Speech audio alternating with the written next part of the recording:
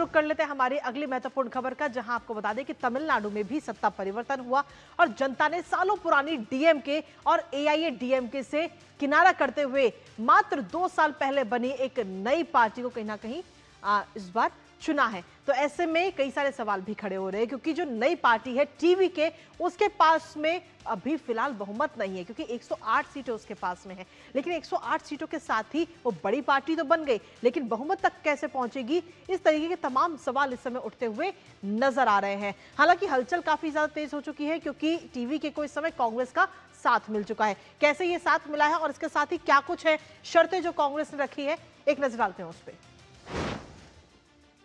तो सीधे तौर पर टीवीके और कांग्रेस में बात बन चुकी है और टीवीके को अब कांग्रेस समर्थन देने वाली है। हालांकि कांग्रेस की अगर हम बात करें तो मात्र 5 सीटें ही हैं कांग्रेस के पास में, और उन 5 सीटों के साथ कांग्रेस समर्थन दे रही है। लेकिन इसके साथ ही डीएमके का साथ अब कांग्रेस छोड़ रही है। कांग्रेस के 5 विधायक टीवीके के साथ मिलकर के सत्ता में आने के लिए तैयार है। लेकिन जहां एक तरफ हम देखें तो समर्थन है, वहीं दूसरी तरफ कहीं ना कहीं शर्तें भी इस समय रख दी हैं। शर्तें रखी गई है कि जो कांग्रेस की तरफ से जो शर्त है वो ये है कि सांप्रदायिक ताकतों के साथ में गठबंधन से आप बाहर रहे, आप गठबंधन नहीं करेंगे। और इसके साथ ही सूत्रों के हवाले से ये भी जानकारी मिली है कि 2 मंत्री पदों की भी मांग इस समय की गई है। और ऐसे में टीवीके का समर्थन करने पर डीएमके भी कहीं ना कहीं नाराज इस समय नजर आ रही है। और डीएमके प्रवक्ता ने साफ तौर पर कहा है कि कांग्रेस जो है वो बाद में पछताएगी, और ये भी बात कही गई कि कांग्रेस पार्टी जो है अविश्वसनीय है। और सीधा रुख करते इस वक्त हमारे सहयोगी का निशांत इस वक्त हमारे साथ जुड़ रहे हैं। ताजा निशांत हमारे साथ जुड़ेंगे, लेकिन उससे पहले आपको बताते हैं कि किस तरीके से इस समय डीएमके कहीं ना कहीं कांग्रेस से नाराज है।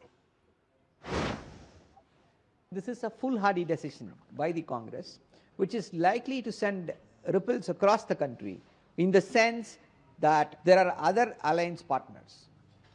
If the Congress is going to be so untrustworthy, just within a day of the results, they are openly going against the mandate, and it is now the Congress which wants to support the TVK, which fought the elections. They fought the elections against TVK.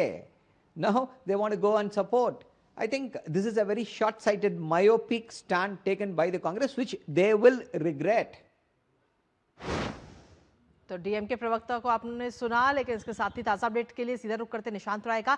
Nishant, क्या कुछ latest update है? क्योंकि अगर एक तरह से हम देखें तो अभी भी कई सारे सवाल हैं टीवीके को लेकर के कि आखिर टीवीके 118 का जो आंकड़ा है वो कैसे पार करेगी। और चलिए मान लेते हैं कि छोटे दलों के साथ में वो मिल करके अपना 118 का जो आंकड़ा है वो सत्ता में आ भी जाती है 118 का आंकड़ा पार करने के बाद में। लेकिन इस बात की क्या गारंटी है कि अगले 5 साल सरकार जो है स्थिर चलेगी? क्योंकि छोटे दल जो है वो बात बात पर धमकी या यूं कहे कि डराने के काम भी कर सकते हैं। देखिए, बिल्कुल विजय के सामने सबसे बड़ी चुनौती यही है। कांग्रेस नेताओं से उनकी मुलाकात भी हो गई है, कांग्रेस ने समर्थन पत्र भी जारी कर दिया है। लेकिन इसके अलावा क्या Vijay communist party of India, communist party of Marxist, जिनके 2-2 विधायक उनका समर्थन लेते हैं, और हालांकि इंडियन मुस्लिम लीग के भी 2 विधायक जीत के आए हैं। लेकिन जहां ये धर्मनिरपेक्षता की बात हो रही है तो विजय किनके साथ जाएंगे? बीसीके प्रमुख ने भी गठबंधन में आने की बात कही है। लेकिन सबसे बड़ी बात है कि छोटे दल जो हैं, 2-2 विधायक, 5 विधायक, ये कहा जा सकता है कि मंत्री पद के बार्गेनिंग करेंगे, अच्छे मंत्रालय की बार्गेनिंग करेंगे। दूसरी तरफ तमिलनाडु चुनाव में जिसको विजय ने भी एक बड़ा मुद्दा बनाया था, स्टालिन सरकार के भ्रष्टाचार को एक बड़ा मुद्दा बनाया गया था। स्टालिन सरकार के भ्रष्टाचार को किस तरीके से विजय ने काउंटर किया था। विजय छोटे दलों के साथ जब गठबंधन में आएंगे, भ्रष्टाचार होने की बहुत ज्यादा संभावनाएं रहती हैं, और उन पर विजय किस तरीके से लगाम लगाएंगे। और सबसे बड़ी बात है, विजय ने जो वादे किए थे, खासकर 8 ग्राम सोने के सिक्के देने की, जो आर्थिक रूप से गरीब लोग हैं उनकी शादियों में, तो आप समझ सकते हैं 8 ग्राम सोने की वर्तमान में जो कीमत है वो 1 लाख से ज्यादा है। और ऐसे में विजय को बड़ी संख्या में ये बांटना होगा, क्योंकि उनके घोषणा पत्र में था और इसका जिक्र उन्होंने हर रैली, हर सभा में किया था। और इसके अलावा अगर बात की जाए, कुछ इसी तरीके के वादे थे, महिलाओं को फ्री बस यात्रा, तमाम तरह के वादों को कैसे पूरा करेंगे। उसके लिए बिल्कुल। उनको एक ईमानदारी भरी पारदर्शिता वाली सरकार चलानी होगी और उस सरकार को चलाने के लिए सरकार का स्थिर होना जरूरी जी। है। लेकिन छोटे दलों के साथ विजय क्या स्थिर सरकार चला पाएंगे, ये एक बड़ा क्वेश्चन मार्क है फिलहाल। बिल्कुल, कहीं ना कहीं ये बड़ा क्वेश्चन मार्क भी है, क्योंकि और इसे ही विजय की परीक्षा के तौर पर भी देखा जा रहा है कि पहले वो सरकार बनाएं और सारे गठबंधन को संभालें, और इसके साथ ही जिन लोगों ने उम्मीदों के साथ टीवीके को चुना है उनकी उम्मीदों पर खरा उतरना। फिलहाल बहुत बहुत शुक्रिया तमाम जानकारी हमारे साथ साझा करने के लिए निशांत।